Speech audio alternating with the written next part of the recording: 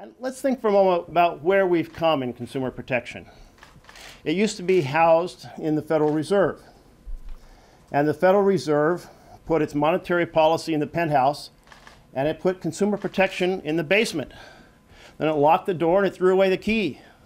Did absolutely nothing to undertake the predatory mortgage lending that grew exponentially between 2003 and 2006 and provided the subprime loans that became the securities that became the source of the meltdown of the American economy in 2008 and 2009.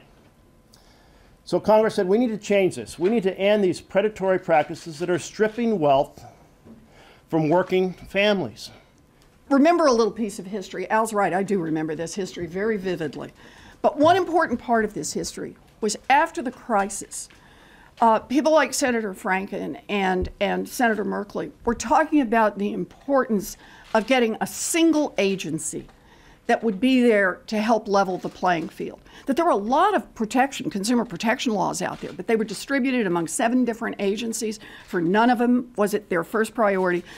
So the idea was we would develop a single agency and make that agency responsible for standing up for American families against the biggest banks in this country.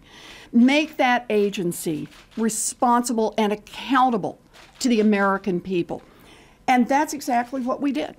The CFPB is a target precisely because it has been doing a good job. And instead, we're going to go back to the pre-financial crisis days where banks and credit rating agencies were able to make billions off of the savings of hardworking Americans. We don't want to go back to those days. We want to defend the CFPB, and we want to defend Wall Street reform. That's why we're here. I mean, there is no mystery here. The Republicans, through their budget, have said we are prepared to assault these provisions that have protected consumers, that have enhanced the stability and particularly, they're talking about the VOCA rule, they're talking about the orderly liquidation authority, and they're particularly focused on the Consumer Financial Protection Bureau.